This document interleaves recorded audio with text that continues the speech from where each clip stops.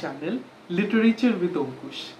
আগের ভিডিওতে আমরা বেউলফের সামারি নিয়ে ডিসকাস করেছিলাম। এই ভিডিওটাতে থাকবে বেউলফকে নিয়ে বিভিন্ন আলোচনা। যেমন আমি আগেই বলেছিলাম, ইজ বেউলফ অ্যান এপিক? তো ইজ বেউলফ অ্যান এপিক, এই কোয়েশ্চেনটাকে আমরা দুভাবে অ্যাপ্রোচ করব।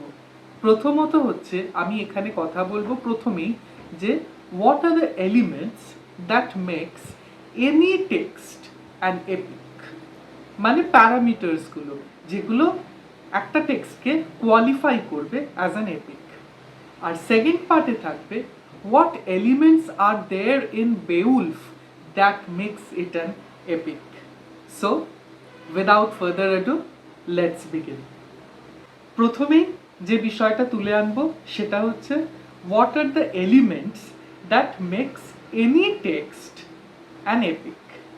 এপিককে একটা টেক্সট এপিক কিনা সেটা আমরা কিভাবে বুঝবো? So primarily there are 6 parameters that will help us to determine whether any text is an epic or not. 6টা প্যারামিটার আছে।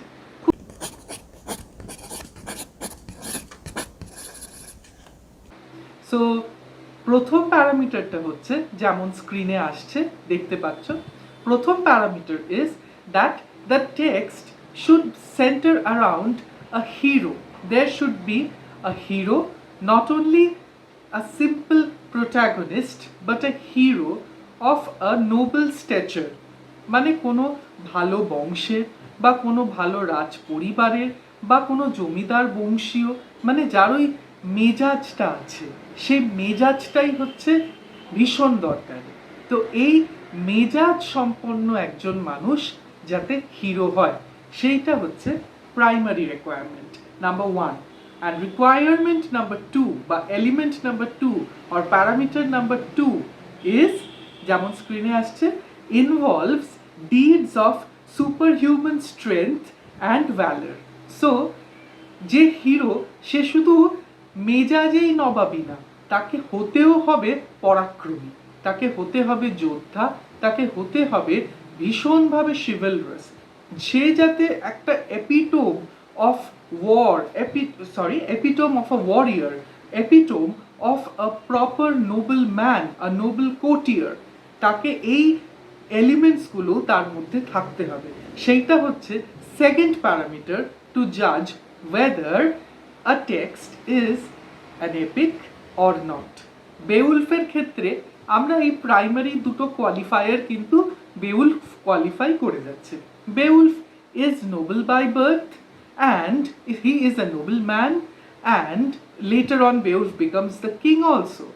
And বেউলফের ক্ষেত্রে আরেকটা ইম্পর্টেন্ট হচ্ছে বেউলফ ভীষণভাবে একজন ভালো ওয়ারিয়ার।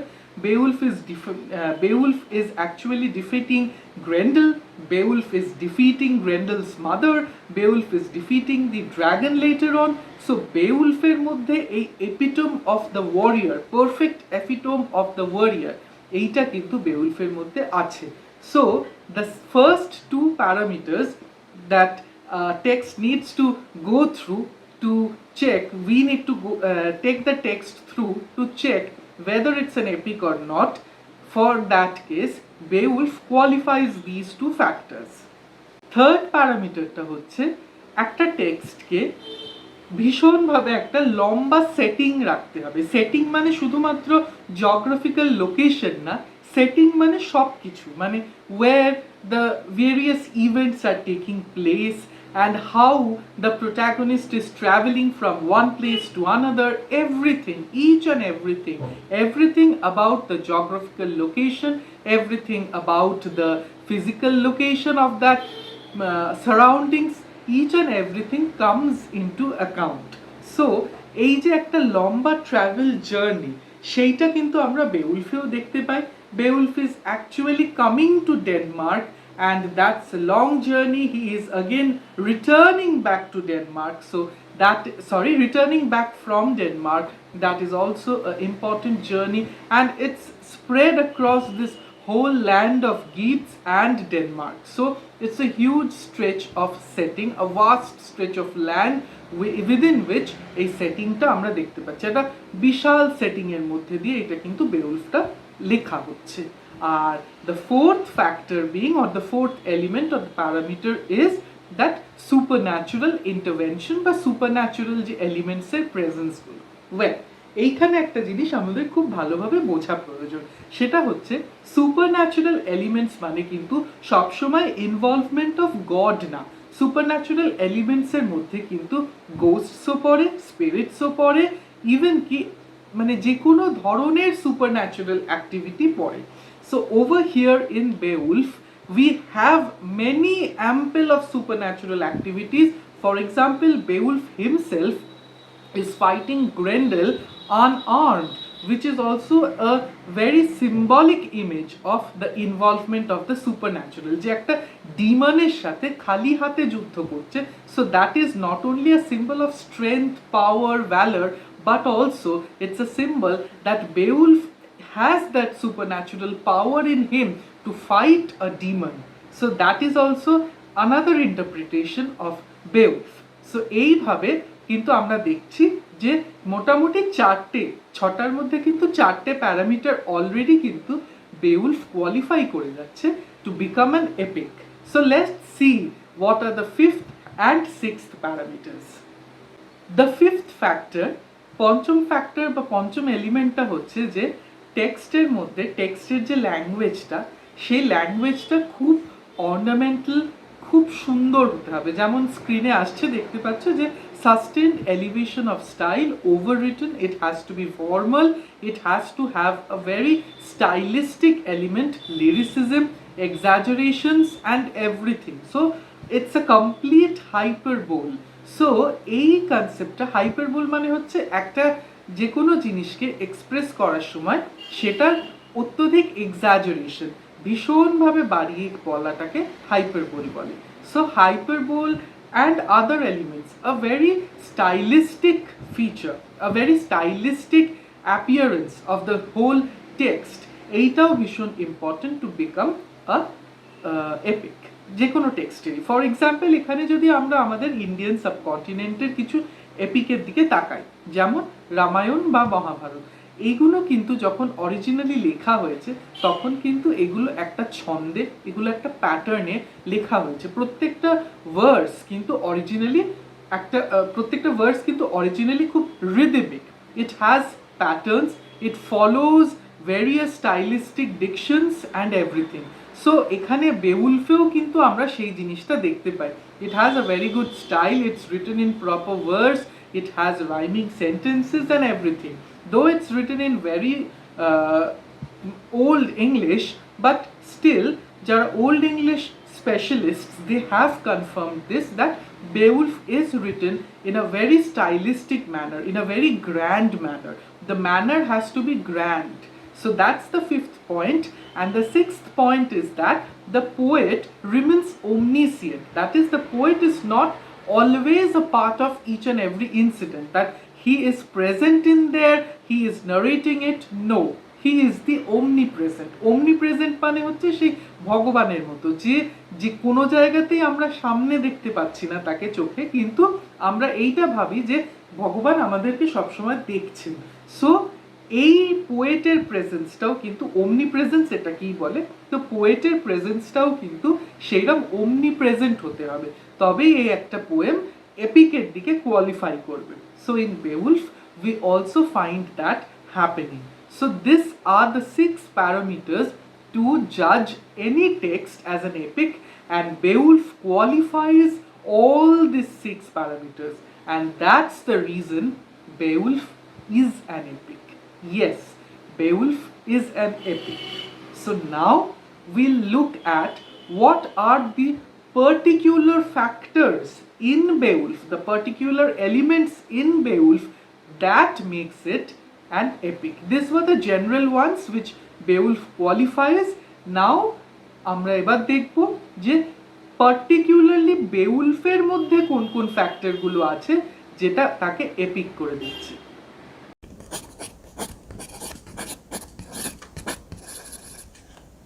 যে কোনো টেক্সট, সেটাকে আমরা যখন এপিক বলছি, সেই টেক্সটটার ভেতর অনেক কিছু থাকতে হয়।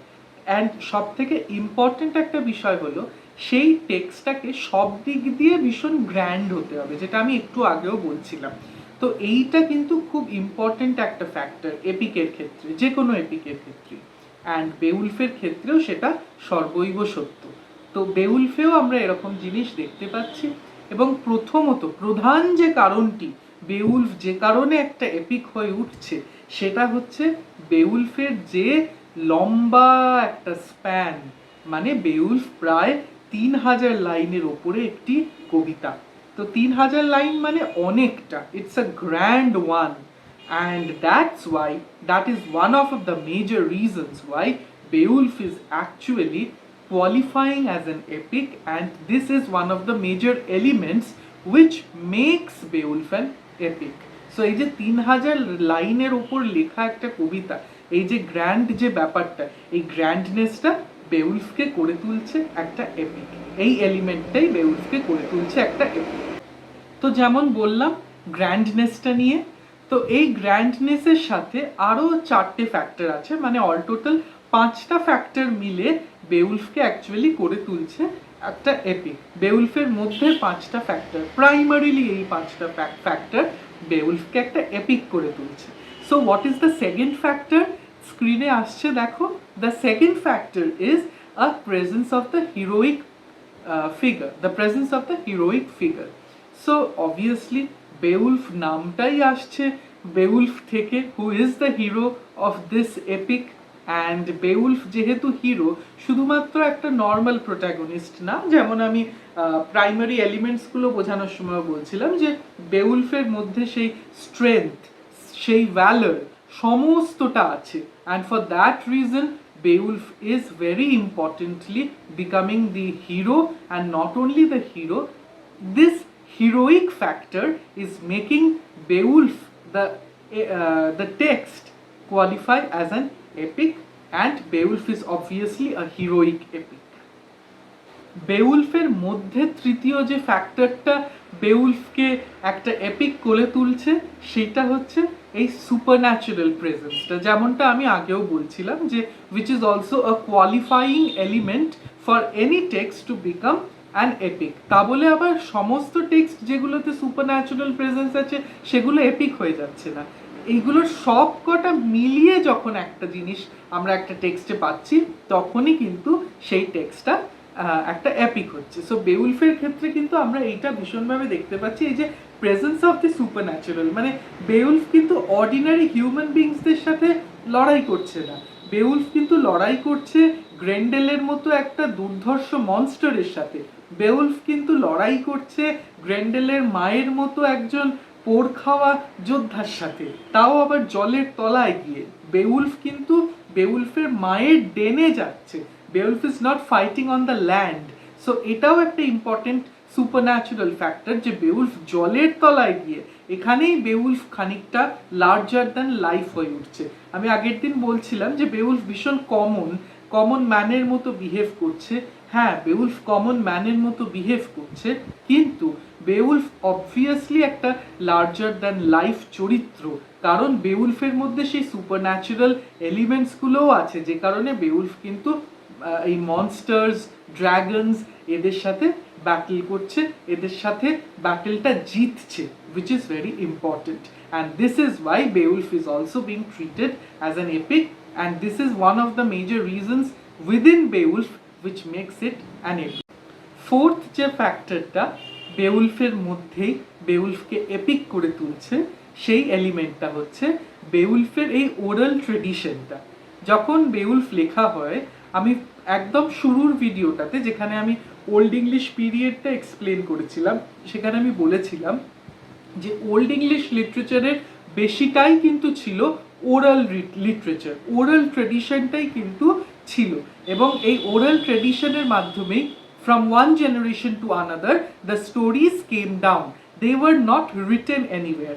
There is only one manuscript which was preserved in the Exeter book, and later on from that many copies were made.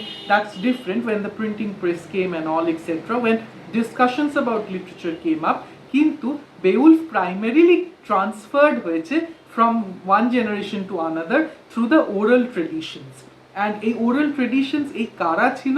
যারা মিনস্ট্রেলস তারা বিভিন্ন সময় ওই বেউলফের কাহিনীটা গান গেয়ে গেয়ে শোনাতো বিভিন্ন লোক্যালিটিতে, অ্যান্ড এইভাবেই বেউলফের স্টোরিটা ছড়িয়ে পড়ে। So this is one of the major factors why Beowulf is an epic, because এপিকের এই গ্র্যান্ড স্টাইলটা শুধু না, এপিকের এই যে গ্র্যান্ড হয়েও কমন মানুষের কাছে ভীষণ ভালোভাবে পৌঁছে যাওয়া, এইটা বেউলফকে আরও বেশি করে পপুলার করে তুলেছে and making it an epic. This is also a very important reason why Beowulf is becoming an epic. So this is the fourth reason why Beowulf is becoming an epic. And এরপরে আর একটাই factor বাকি থাকছে, so let's check it out.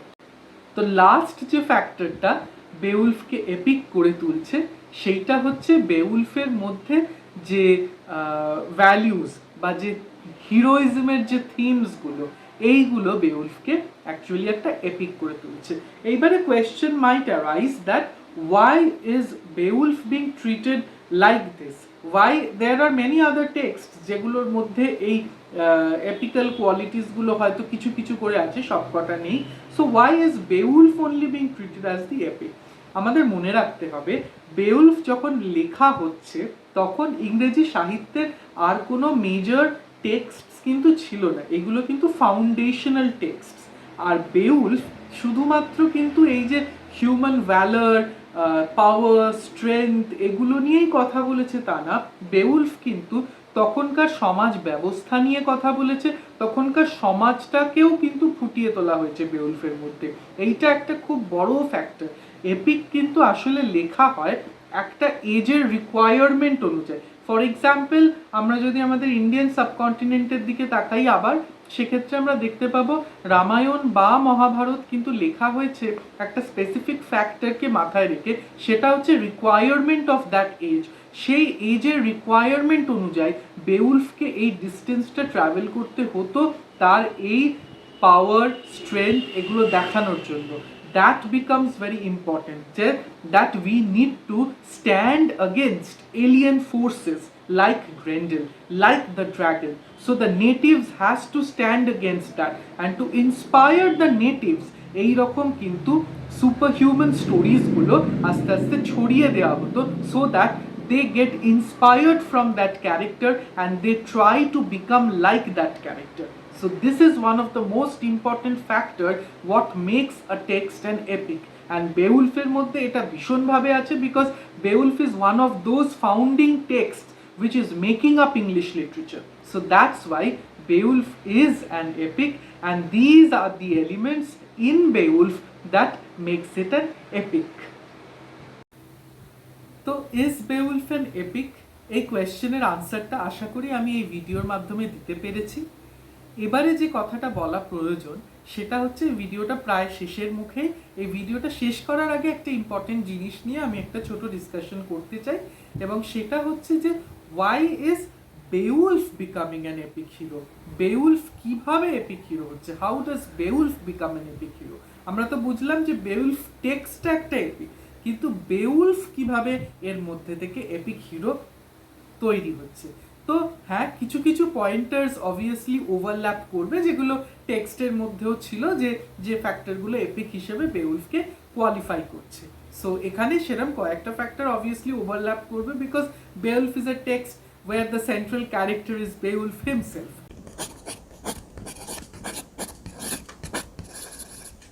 First point is, যেমন আমি একদম শুরুতে বলছিলাম, it's the noble birth of Beowulf which is making him as a very popular and very famous epic hero. বেউলফকে এই নোবেল বার্থটা কিন্তু অ্যাকচুয়ালি বেউলফকে এপিক হিরো করে দিচ্ছে। Nobel birth ছাড়াও আরো তিনটে ফ্যাক্টর আছে যেটা বেউলফকে এপিক হিরো করে দিচ্ছে, তো সেগুলো এক করে আসবো। তো অল টোটাল চারটে ফ্যাক্টর বেউলফকে এপিক হিরো করে দিচ্ছে। তো সেকেন্ড ফ্যাক্টরটা হচ্ছে এখানে great strength and bravery. So বেউলফের মধ্যে যে ভীষণভাবে একটা পাওয়ারফুলনেস ছিল, বেউলফ যে ভীষণভাবে পাওয়ারফুল, ভীষণ স্ট্রেংথি একজন, সেটা তো বোঝাই যাচ্ছে, কারণ সামারিটা যদি ফলো করে থাকো তাহলে জানবে যে বেউলফ কিন্তু নিজে একা হাতে লড়ছে সমস্ত ব্যাটেলগুলো। So Beowulf is actually having that great strength in him which is making him fight with these monsters and dragons. So this is one of the major reasons why Beowulf is an epic hero. His strength, his valor, his values.